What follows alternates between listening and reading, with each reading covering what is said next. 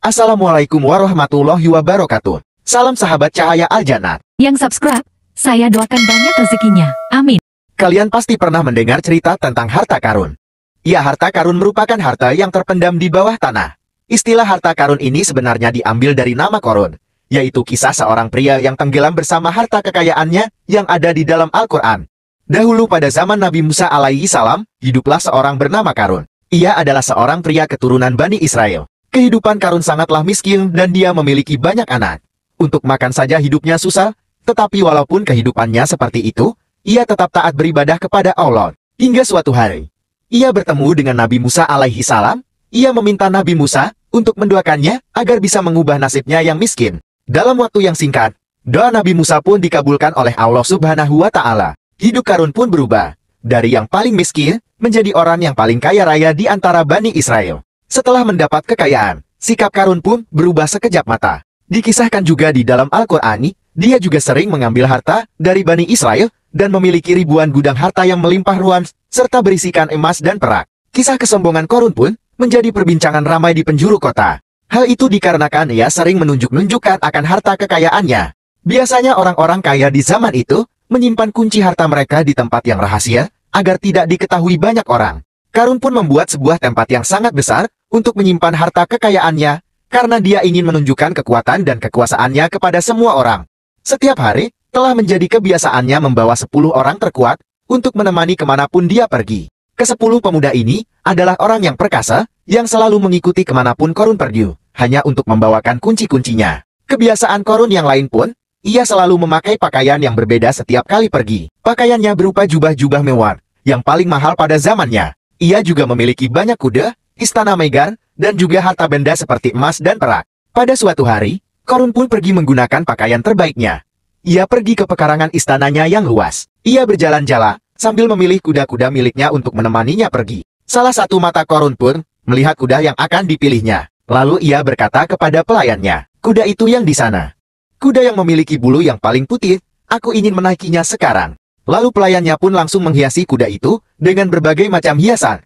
Andaikan orang-orang di jalan melihat kuda putih itu, tentu mereka akan terkagum-kagum melihatnya. Jadi Karun pun menaiki kuda tersebut dan berkata, "Tentara-tentaraku, datanglah kemari, bawalah semua harta-hartaku. Hari ini aku ingin menunjukkan harta-hartaku kepada orang-orang. Bawa semua emas, perak, perunggu, barang mewah-mewahku, koleksi pribadiku dan yang lainnya. Aku ingin kalian membawa semuanya.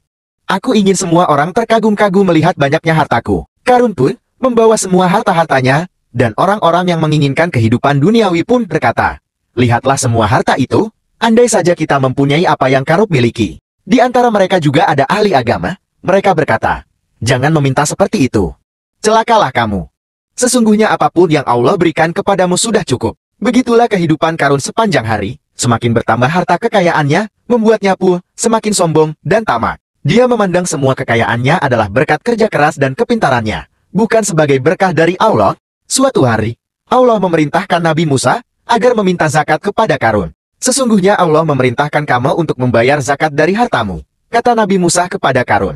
Karun pun langsung menolak Nabi Musa untuk membayar zakatnya, karena ternyata jumlah zakatnya sangat banyak. Bukan hanya menolak membayar zakat, Karun pun memfitnah Nabi Musa karena telah melakukan perzinahan. Ia menyewa seorang wanita untuk mengaku telah berzinah dengan Nabi Musa, dengan membayar wanita tersebut dengan berbagai harta. Wanita itu pun setuju untuk memberikan kesaksian palsu. Namun, kuasa Allah mengatasi segala-galanya.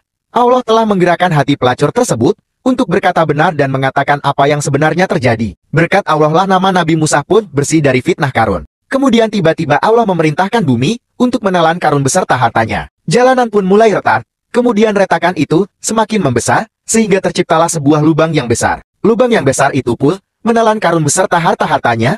Bahkan Allah pun memerintahkan bumi untuk menelan istananya. Dan orang-orang yang sedang mengamati pun beberapa dari mereka berlarian.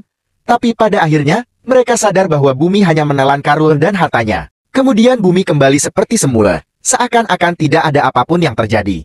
Orang-orang ramai sangat terkejut. Allah telah menunjukkan kepada orang-orang bahwa nikmat yang Allah limpahkan kepada kita, hendaknya menjadikan diri kita lebih beriman dan bertakwa kepada Allah, dan juga menjadi peringatan bagi kita semua bahwa kekayaan sejatinya rezeki dari Allah. Kisah Karun ini memberikan pesan moral yang mendalam tentang pentingnya integritas diri di tengah ujian kekayaan. bersyukur atas nikmat Allah, dan menggunakan harta benda untuk menebarkan kebaikan dan membantu sesama. Semoga pesan moral dari kisah karun ini dapat menjadi pelajaran berharga bagi kita semua. Amin ya robbal alamin.